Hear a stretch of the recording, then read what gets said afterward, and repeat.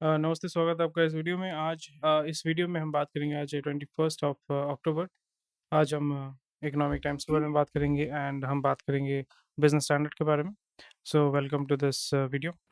बहुत ही interesting news है। कुछ इंटरेस्टिंग सबसे बड़ा न्यूज़ है कि जो लिज ट्रस है उन्होंने अपना 45 डेज़ के बाद जो है अपना रेजिग्नेशन दे दिया है।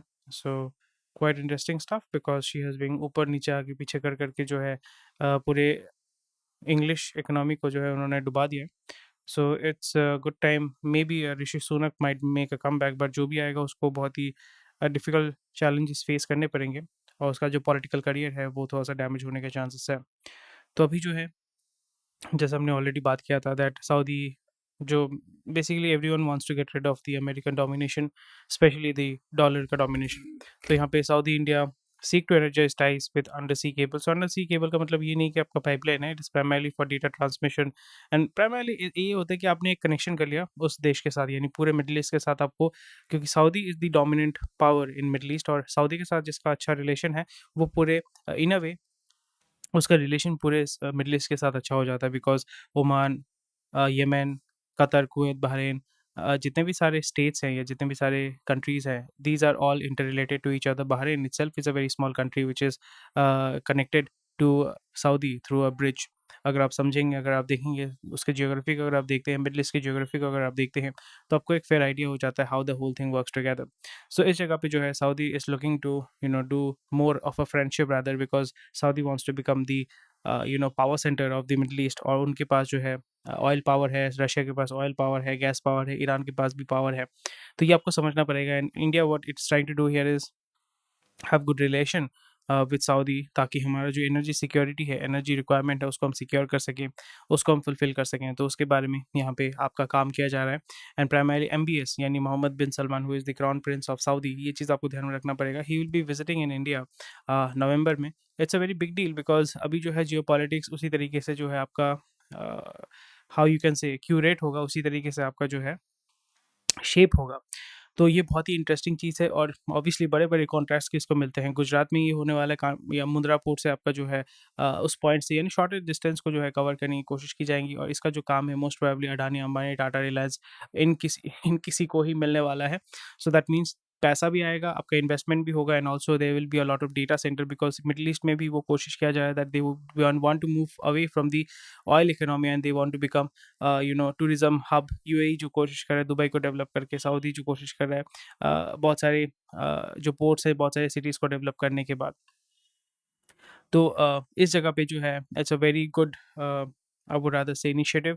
डिप्लोमेटिकली बहुत ज़्यादा एडवांटेज है इंडिया को, क्योंकि यहाँ पे वही बात किया जाएगा कि अगर हमने सबसे पहले अंडर सी केबल बनाया है, उसके बाद हम पाइपलाइन बनाएंगे। पाइपलाइन में क्या होता है, आपका जो भी प्रॉब्लम है, यानी जो पाकिस्तान ये सारे जो है इनको आप बाईपास कर लेंगे एंड डायरेक्टली आप इंडिया में जो है पाइपलाइन के माध्यम से क्रूड ऑयल सप्लाई कर पाएंगे, which will be a very big, it will be a huge thing. और यहाँ पे आप डायरेक्टली देन रियाद, सॉरी दिनार में, दिनार रुपी में अगर आप डील कर पाते हैं, so you would not require, what you would not require, you would not require dollar for compensation. और उसी जगह पे सऊदी भी कोशिश कर रहा है how to get out of that.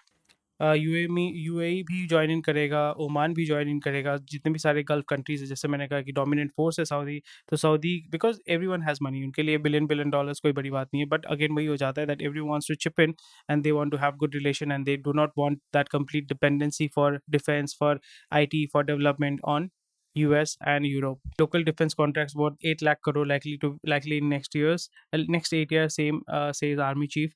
So again defence contracts का मतलब होता है कि जो भी आपके टैंक्स चाहिए होंगे, मिसाइल चाहिए होंगे, बुलेट्स, आर्मर, ये सब चाहिए होंगे। तो अभी जो है इंडियन गवर्नमेंट को, प्राइमरली इंडियन आर्मी को बहुत ही हैवी, क्योंकि पुराने जितने भी मिग है, ये हेलीकॉप्टर है, ये सब आउटडेटेड हो चुके हैं एंड पहले तो बहुत ज़्यादा स्कैम हुआ करता था, घपलाबाजी ये सब होता था। अभी क्या हो रहा है कि डायरेक्टली आप इंडिया में ही मैन्युफैक्चरिंग करो, इंडिया से ही परचेज़ करो, क्योंकि पहले क्या होता था, बाहर देश से इम्पोर्ट किया जाता था, वहाँ पे स्कैम होता था। आपका बोफोर्स स्कैम, ऐसे बहुत सारे स्कैम होते थे। ऐसे बहुत सारे स्कैम भी हो चुके हैं जिसके बारे में किसी को कुछ पता भी नहीं है। तो इस जगह पे इंडियन गवर्नमेंट क्या कोशिश करी कि हम जो है एक नेट एक्सपोर्टर बनना चाहते हैं, इम्पोर्टर नहीं। We do not want to stay at the second largest importer of defence instruments और equipments in the world. We want to be the net exporter because आपको समझना पड़ेगा कि अगर आप अपनी इकोनॉमी को आगे लेके जाना चाहते हैं, you have to create that system और दैट एनवायरनमेंट जहाँ पे आप नेट एक्सपोर्टर के हिसाब से काम करेंगे। You will be net exporting and उसी में ही जो है आप अपनी इकोनॉमी को बढ़ा बढ़ा सकते हैं और आपका इनकम जो है डॉलर में होगा तो उसमें आप ज़्यादा पैसा कमा सकते हैं। That is what we need right now in India. We want to be the net exporters and we want our bullets, our armors, our rifles, our missiles in every conflict in the world. Delhi gas chamber होने वाला है, अगर आप दिल्ली में रहते हैं तो बहुत ख़राब हालत है। सो अगेन पॉलिटिकली यहाँ पे बताया गया था कि अगर आम आदमी पार्टी की सरकार आएगी पंजाब में तो फिर ये पराली जलाने का जो है इसको बंद कर दिया जाएगा, बट कुछ नहीं हो रहा है। So that shows that you have to make sure that you are choosing, और बेसिकली आप किसी को भी चूज़ करो कोई काम करता नहीं है, बट वही चीज़ है, आपको थोड़ा सा अवेयर रहना पड़ेगा and you have to avoid yourself living in a gas chamber so you do not die early. जो फ्रेट कॉरिडोर है 56% नियर अबाउट कंप्लीट हो चुका है, which is a very big news. तो इस जगह पे फ्रेट कॉरिडोर कंप्लीट हो जाने से क्या होगा कि आपका जो इम्पोर्ट एक्सपोर्ट है वो बहुत ईजी हो जाएगा, करप्शन कम होगा, घपलाबाजी कम होगा एंड द फ्रेट मूवमेंट यानी कंजम्पशन जो है वो आप मतलब जो ट्रांसपोर्टेशन है, लॉजिस्टिक्स है, उसको आप सिंप्लीफाई कर पाएंगे, फास्ट कर पाएंगे। इससे क्या होगा, वेस्टेज रिडक्शन होगा और आपका जो लाइवलीहुड है या डिमांड एंड सप्लाई जो होता है उसको आप इजीली कैटर आउट कर पाएंगे। So that's the biggest advantage. और जितने भी सारे पोर्ट्स हैं उसको आप अपनी फैक्ट्रीज के साथ यानी अपने इंडस्ट्रियल एरियाज के साथ इजीली कनेक्ट कर पाएंगे।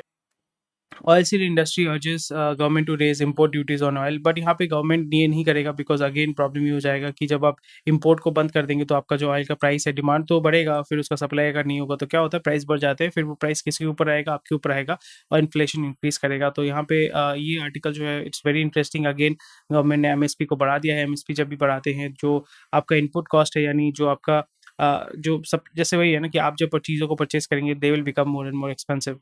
फिरेंगे इन्वेस्टर ने जो है कंस्ट्रक्शन, पावर, हेल्थ केयर को जो है अपने स्टॉक में डाला हुआ है।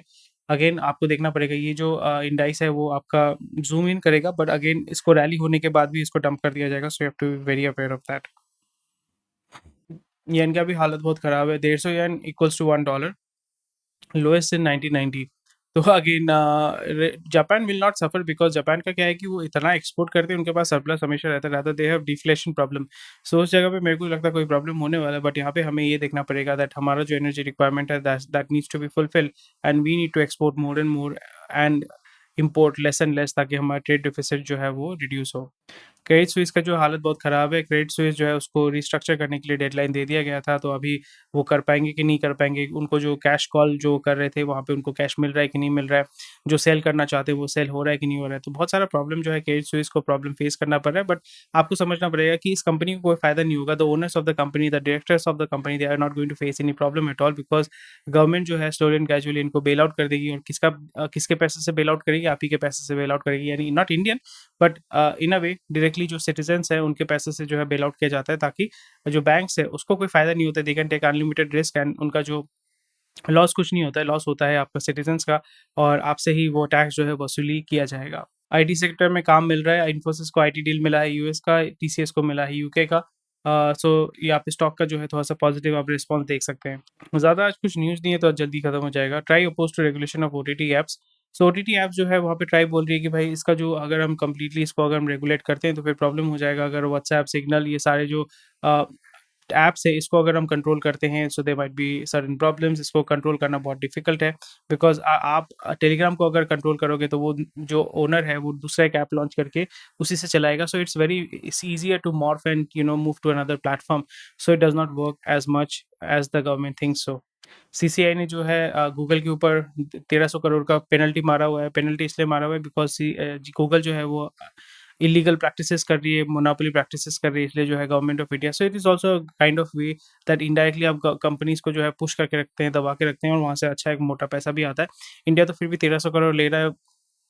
ब्रिटेन में, यूएस, यूके में जो है नियर अबाउट $1 बिलियन यानी 8,000 करोड़, 7,000 करोड़ का पेनल्टी मारा जाता है। और गूगल के लिए भी कोई बड़ी बात नहीं because they might make so much of money through their system, through the ecosystem, कि उनको कोई फर्क नहीं पड़ता। And it is more of a formality की ठीक है आप 1300 करोड़ ले रहे हो, कोई बात नहीं, उसी की जगह पे हम 13,000 करोड़ जो है आपके देश से उठा लेंगे। आरबीआई ने फिर से इंटरवीन किया है। This is very dangerous because RBI intervene कर रहा है क्योंकि डॉलर जो है 83 रुपीज़ में आ चुका है, 83 को भी ब्रीच कर चुका है, और जैसे मैंने बताया कि नियर अबाउट 84 तक भी जाएगा, उसके बाद जो है बाउंस बैक करेगा। एंड आइदर मतलब अभी यहाँ पे आरबीआई को छोड़ देना चाहिए, आरबीआई को बोलना चाहिए कि we can not support it and इसको फ्री फॉल में जाना चाहिए।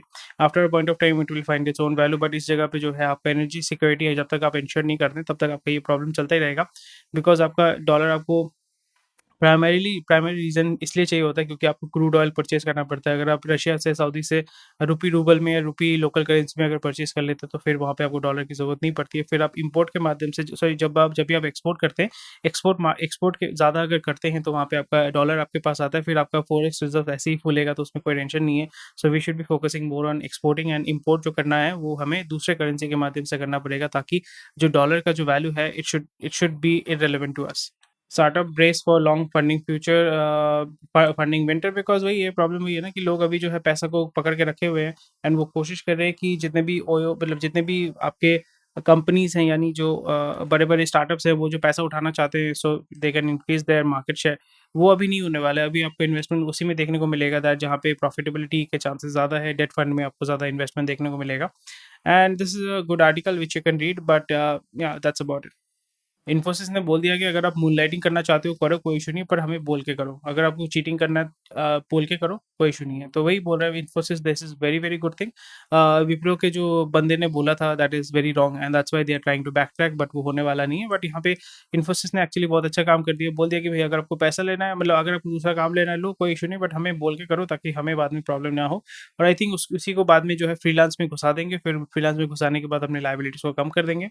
अडानी ट्रांसमिशन ने 1300 करोड़ का स्मार्ट मीटर का डील जीत लिया है। एयर इंडिया में इस पर 72,000 जॉब एप्लीकेशन आ चुके हैं, and not sure whether they will be able to afford it and pay them forward. And pick my work to acquire मतलब 5,500,000 यानी 5 lakh gig workers for the year financial year 23। This is something very interesting. Extreme heat जो है $159 billion का loss हुआ है India को 21 में, because heat की वजह से क्या होता है, आपका प्रोडक्टिविटी कम हो जाता है, आप काम नहीं कर पाते हैं, आपका क्रॉप जो है खराब होता है, वेदर खराब होता है, फ्लड होते हैं। ये सारी चीज़ें जो होती हैं वो आपके पूरे एनवायरमेंट नहीं, पूरी इकोनॉमी को डिस्ट्रॉय करती है। और जैसे मैंने कहा है कि आप बहुत बार जो फ्लड बर्ड हुआ था बेंगलोर में, उसके बारे में मैंने बताया था। So this is how nature takes its revenge. आप जितना भी इन्वेस्टमेंट करोगे नेचर के साथ, अगर आप खिलवाड़ करोगे तो नेचर आपको तोड़ देगा, and it will make sure that you become poor again. Pulses, Sony and won't see hike this year, have adequate stock. So यहाँ पे मैंने बार बार कहा है कि जब भी पॉलिटिशियन या कोई भी चीज़ आपको बोलते हैं, आपका दिमाग में इसको उल्टा पकड़ना है। प्राइसेस ऑफ ऑनियन, जैसे मैंने कहा है,